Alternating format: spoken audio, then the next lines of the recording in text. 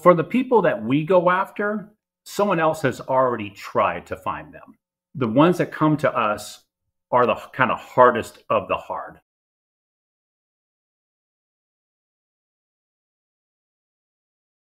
So how hard is it to find somebody? It's the hardest part of the job. Finding people who are intentionally trying to not be found are very difficult, especially in this day and age. And if they have a little bit of money, they have a network of family and friends they could stay with, it can be very difficult. Why is it hard? Is it hard because people are good at kind of disappearing, or is it hard? No, it's just a hard thing to do. These people aren't good. It's just a hard thing to do. So for the people that we go after, someone else has already tried to find them. So to find you or another, what we'd call a citizen, isn't particularly hard. You're like, oh yeah, he's in the white pages, and oh look, he pays a phone bill here, and he gets mail here, he banks here, his cars are registered here. That's no problem. That's easy to find. The folks that come to us are last resort for our clients, and that's usually attorneys. And so when they come to us, the cops have already tried and failed the service attempts. Our background is bounty hunters. It's the same skill set that goes around. The same things that it took to catch a bail jumper are the same skill set, the same tools, the same mindset is involved to catch people who are running on service documents. And so the ones that come to us are the kind of hardest of the hard. On average, like how long would it generally take for you to find somebody? So you get the phone call. How long does it usually take to like before you can track them down? That's a good question. It's funny because it could vary wildly. We'll have a case where we work it for 2-3 weeks of leads and possibilities, and Alex finds a traffic ticket in another county and they put an address down and we see, oh, he was staying at a house there. Who's this woman he was staying with? Find her on Facebook. Look at her Facebook friends. Oh, he's not tagged in. Oh, that's his ex-girlfriend. Just down the line until it finally kind of comes to fruition. But there are times when Alex opens the computer, says, yeah, this file came in. They've done this. They can't find them. And in 5-6 minutes, she's getting a cup of coffee, says, yeah, I found out. He's staying at his brother's house over in this place. And my time in the field depends on how many hits and misses we have until we figure out someone's schedule. And so that could be multiple attempts, and the attempts aren't really really intensive, but the getting there and everything else, the logistics of travel, can be time consuming. I would say we have a case, like right now, we probably have about 30 open cases, and that rotates all the time. And we probably close 10 to 15 cases a week. Let me kind of back up a little bit. So the call comes in, we need you to find, let's just use my name. We need you to find Nick VinZant. Like how does this whole process work? So the call comes in, Alex is the best. She's like, takes the call, handles it, says, okay, send me what you got. Email comes in. She starts looking. She's like looking at prior services of entry of failed services that the sheriff has made, that other servers have made, any information they have, booking sheets from if there was a crime associated to it, prior arrest, little background check. Then initial searches begin on databases for addresses. We have the same access to databases as private investigators that like the police would have. So you could type it in. It's not just like Facebook or Yellow Pages or White Pages that you just type it in. Oh, this is where they live. We have access to people's address history. And then we could go to their relatives' history as well. And then it kind of starts going to social media. And that really does help close a lot of cases, or at least fill in some big gaps of what's going on in our people's life. You might think, well, he used to live here. He's divorced from this person. He's got a mom that lives here. He's unemployed now. And if you could find his social media, most of the time Facebook is the best for this. and fill in those gaps. Okay, he's got a new girlfriend and he's got a new job and he stays here. Those kind of things, fill it in.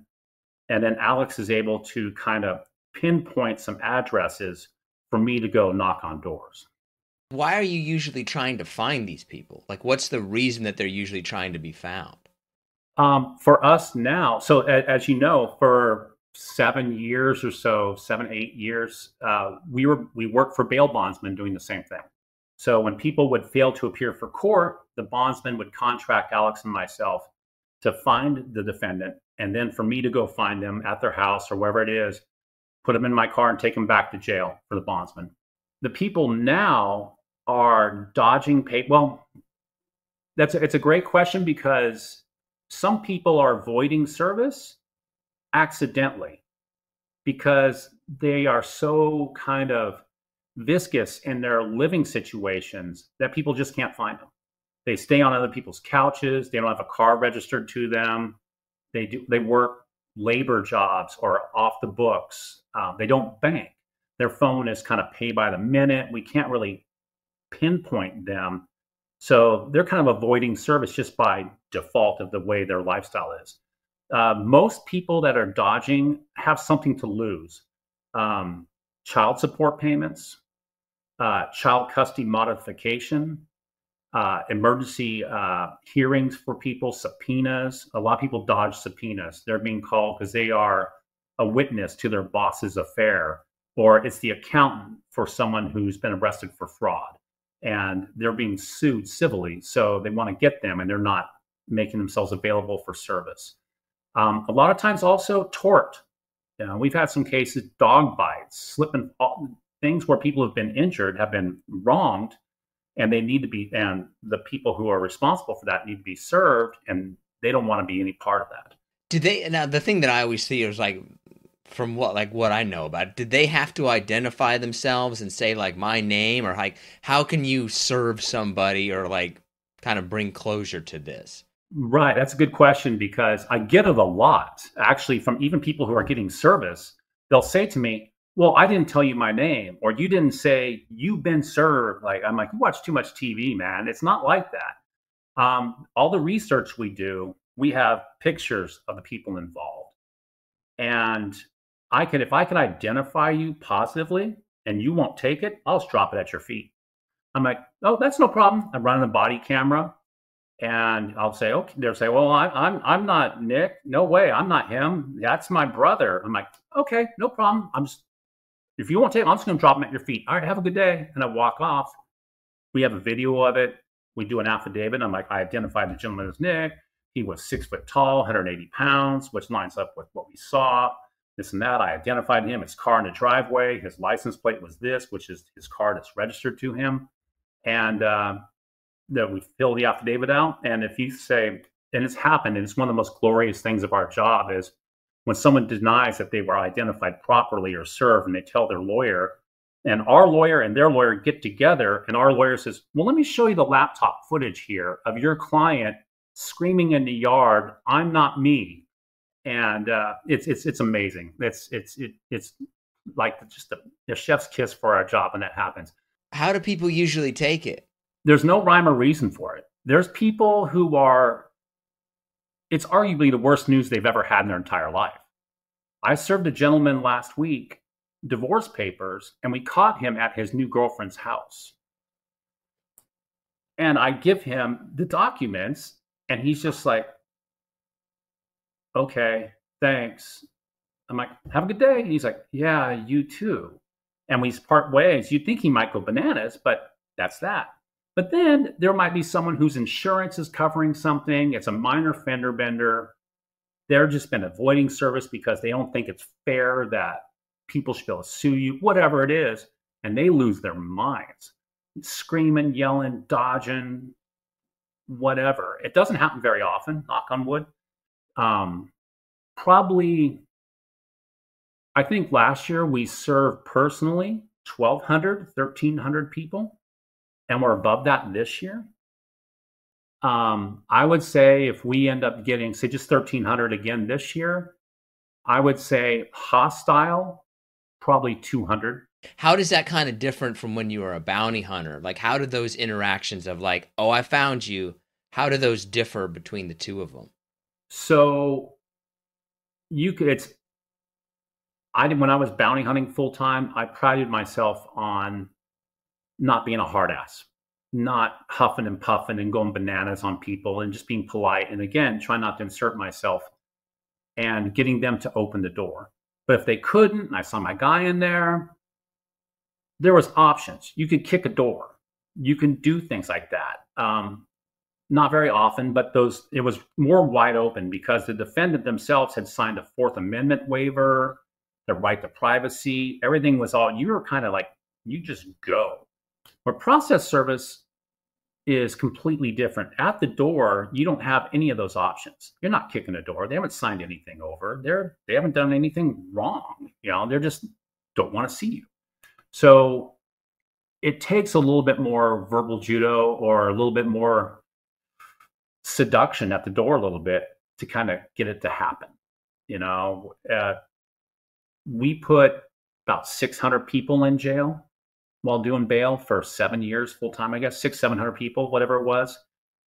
And just through all those numbers, all those people, there becomes a point where there's nothing you really haven't seen or people you haven't dealt with.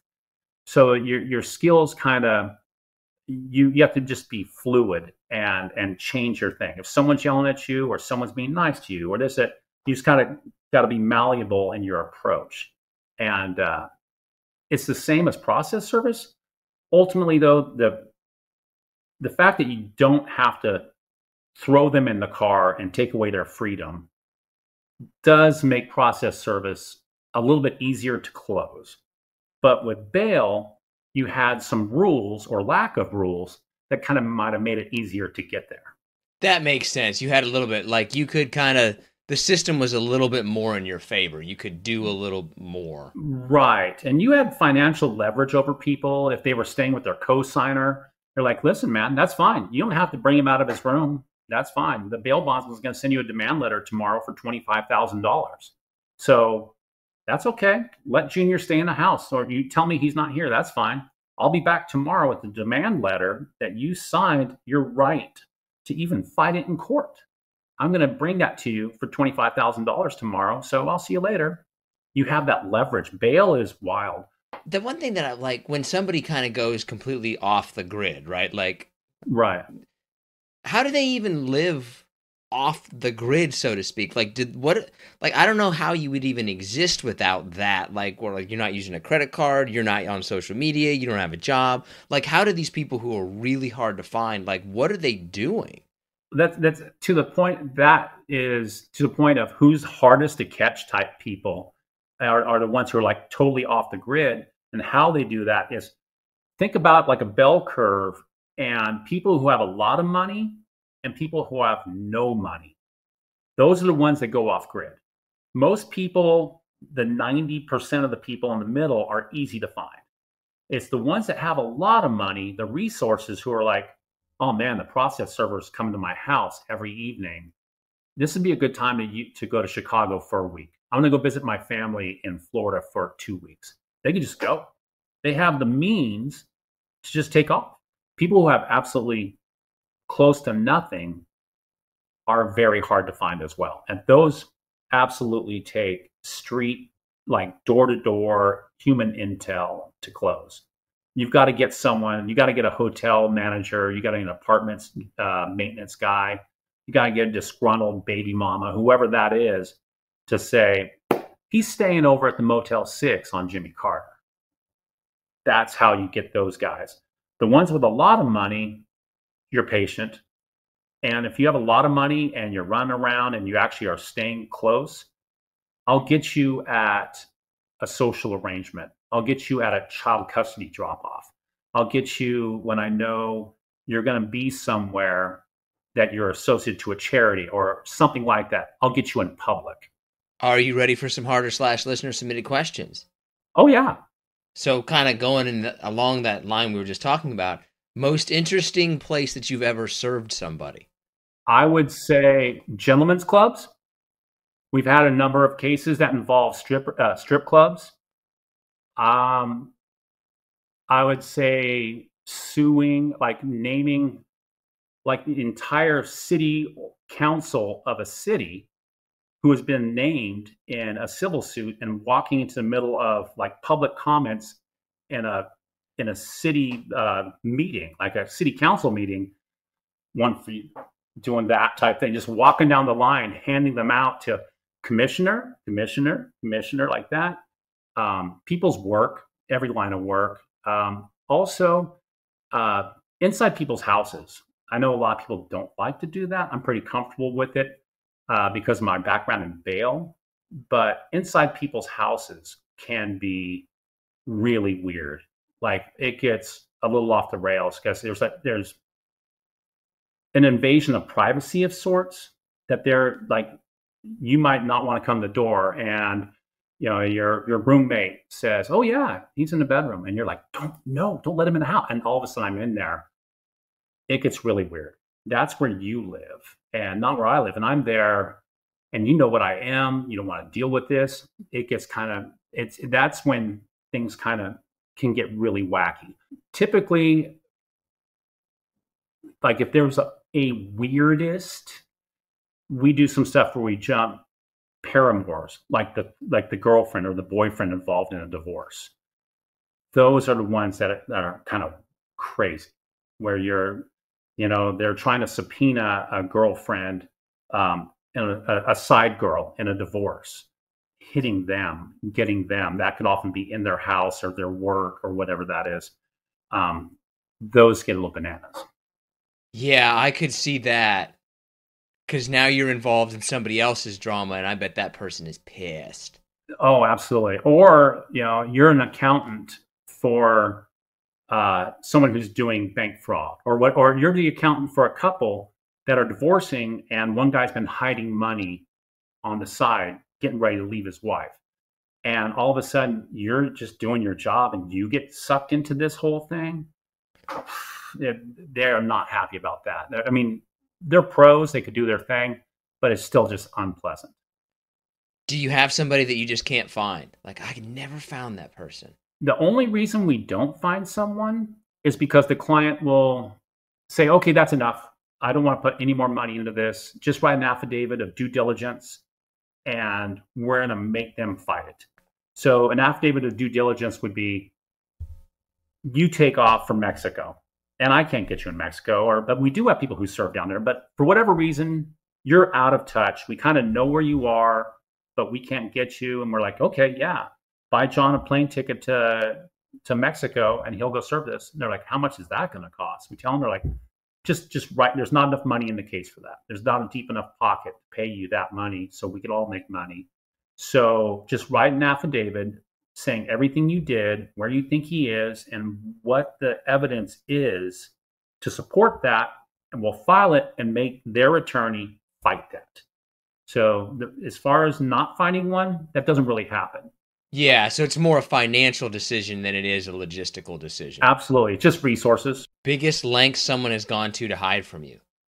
On the bail side of things, I mean, full hiding under beds, hiding in garbage cans, hiding. I had a guy one time in an attic crawl space. He was a little guy, but he actually crawled inside of a big tote, like this big Tupperware things you store Christmas lights in and stuff like that, and was literally in the fetal position, hiding in one of those to avoid jail. And then on the process service side, people will take off, leave the country, things like that. People on that side of the curve that have the money to do so. But just people who will try to jump in their car and run as fast as I can. I've been hit by 3 cars in 4 years. You've been hit by a car 3 times? Yes. Ironically, all luxury cars. I got hit by a BMW X5. I got hit by a Mercedes S550. And brushed by on a 911 GT3R. All of them involving very wealthy business guys. 2 were involved in being sued by former business partners. And another one was a demand for more alimony, whatever it was like that. A family law case. For some reason, I would feel like the more quote unquote successful people would have the harsher reaction to it. You're absolutely right. And there's an entitlement thing there, I think. If you're successful and you have a lot of money and you make things happen, you're used to getting your way in a lot of things. And there's an entitlement that comes from that. And not wanting to be served is like, I don't want that. I shouldn't have to take that. Those guys, if I think about it, if I had to write a list of the people who were the most bananas, it would be on the socioeconomic scale on the higher end of that. I could see that, right? Like they don't feel like they should have to be doing this. Like, how dare you waste my time? Like I could see that kind of reaction. And the folks on the lower side, it's just another day under the sun for them. They're like, oh, I got served papers because my old car, I got in a wreck and I rear-ended someone, but my phone's also turned off. I'm getting laid off from work. I'm back on this. It's just, there's like just a blindness to the stressors of your life, just to know that this is just one more thing. Have you ever not served somebody because of a situation? The only thing I like, oh, they're playing with their kid in their park, I'm not going to do it here. Like, do you ever do that? Or like, no, you got to do it when you got the chance. I'll do it when I do it. If I see you, I know it's too hard. You only get so many bites at an apple. So if I saw you and your son going to kindergarten for the first day of school, would I jump you at the door of the kindergarten? No. But I would wait till you got back to your car. And I would be like, hey, got some documents for you. I have served someone at a funeral before, in the parking lot of a funeral. And it had to happen in that case. The statute was coming up like in a day. They were fully avoiding service, dodging. Mom was dodging, was covering for them. Alex did her work, found our defendant posting on Facebook about her friend who was killed in an auto crash.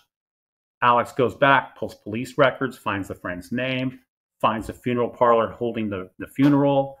And there I'm in the parking lot waiting for our defendant to show up for the funeral. Just got to make it happen. You're like, oh, that's kind of terrible. You served her. But then you read the documents. You're like, oh, you and your boyfriend were driving drunk and hit a school bus. And so there's no sympathy for it to me there, and yeah. I try, everything's different. I try not to make a big deal. I'll always say, hey, how can I make this easy for them? What's the best way to make this as flawless and kind of like non-invasive as possible? But then again, if I'm involved, you've kind of waived your right to just opening the door, saying thank you and taking it, because other people have already tried that. And when someone yells at me, they're like, this Thanksgiving Day, how can you do this? I'm like, it's not about November 24th, that Thanksgiving dinner. It's more about September and October, when you wouldn't open the door for the 5 other dudes that tried to do this. Is bounty hunting like they show on the TV shows? Like, how often does that, like, I'm kicking in the door, running through the... What bounty hunting is really like is, I'll say this because I'm technically I'm a bail bondsman myself, just on paper, and I've worked in that field full time for 7 years, and put at least 600 people physically into the car, and probably closed another 1,000 cases on technicalities, on paperwork, found them in other jails, got them to pay their bail bond. Because the thing to remember about bail bonds is about money. Bail bonds isn't about justice. It's like having a car repoed. The bail bondsman isn't out for justice. The bail bondsman is out to get their money, their surety back. Having said that, and as a former bondsman, what bail bonding is really like, and I had this discussion with a bail bondsman one time that kind of ruffled him up a little bit, but I'll tell you, it's kind of predatory in a sense, in that the cycle of people going probation, jail, bail, probation, jail, it can be, you're working with a marginalized population that doesn't have access to the resources someone with money might have. So I'll start it off with that the people that you're usually fail to appear are kind of on that lower socioeconomic spectrum. So there's that. And the 600 people that we put in jail, I only got to fight like 9 of them. And 4 or 5 of those were all at one time. So not that many fights, but I don't scream. I don't yell. I don't degrade people. You see it on TV. It's very spectacular for folks to say, oh man, kick the door, fight them, jump on them, tase them, punch them, whatever. That's just not how I would do it. The reality was, hey, I'm here from the bonding company. I've got a failure to appear benchmark for you out of Fulton County, Atlanta. I've got to take you back. It's not an argument. This is going to happen. I'm not looking for feedback on this, but I will treat you with respect. We got to go tonight to the jail. What do you have to do? Do you need to make some phone calls? You have jail shoes. A lot of guys have jail shoes. They already have shoes with no laces in them because they know they go to jail so often. They have them. Grab your hoodie. It's cold in booking. That's how bail bonding was for us and why we walked away, knock on wood, relatively scot-free. The sensationalism you see like on most bounty hunting shows, the kicking, the screaming, the fighting, 6 dudes jumping on a guy who's running on a $1,200 parking ticket. That's TV stuff.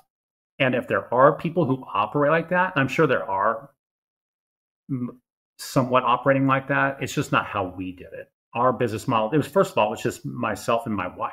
And she's 5'4", 105 pounds.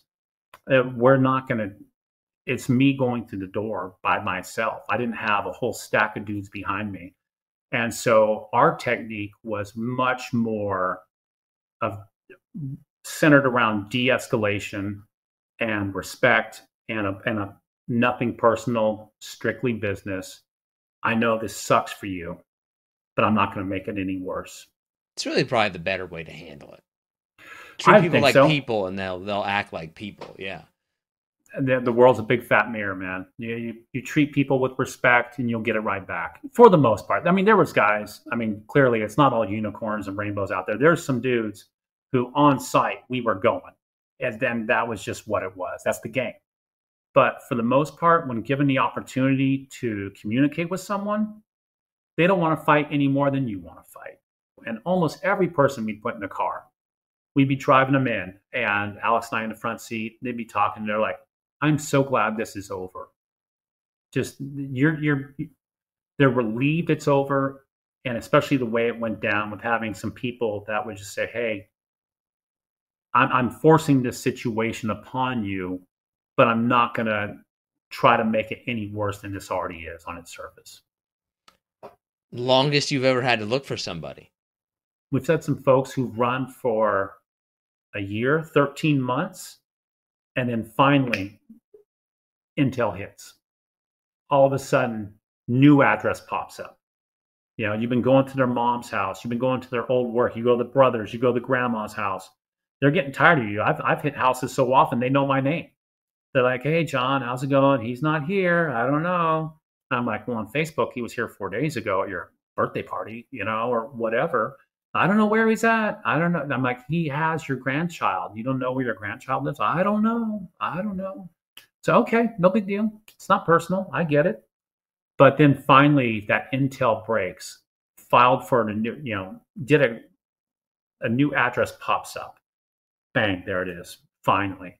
About 13 months, I think, is the longest. What's the most interesting way you found somebody? Like, we tricked them or... Catfishing people. Fully catfishing people. A number of ways. The whole setup. Hey, I saw your boat was for sale on Facebook Marketplace. Oh, yeah, come on over. Come on over for the boat. Sorry, divorce papers or whatever it is. And the other way is, and it's one of my favorites, is my wife is very attractive and very good at this. She'll get on the computer. She'll find one of our defendants on a dating site and be like, oh, saw your pic, ha ha, tea. And then it goes back and forth. And eventually it's like, yeah, we should get together for coffee sometime. And there he is sitting in a Starbucks, waiting to meet this young woman, and I walk in, and we're like, Nick, hey, I got some documents for you. And hit him with it. We did it in bail all the time, and we've done it in process service a couple times. The funniest part of that, though, to me, besides the obvious, like that needle scratch kind of wreck, moment, is the people that we catfished, and we were talking to them afterwards, driving them to the jail. They never put it together. They never put it together. Like, seriously, not a single one. They would be in the back seat going, I can't believe this. This girl is coming to meet me pretty soon. And Alex would be in the front seat wearing a baseball hat and body armor. And I'd be like, oh, that's crazy. Sorry to ruin your day, bro. And they're like, man, this girl was hot too. I can't believe it. I'm like, oh, that sucks. Maybe he'll be out of jail soon. One guy we had in the back seat, we let him use his phone. He starts calling Alex in the front seat saying, hey, man, I'm going to jail for some old warrant stuff I have.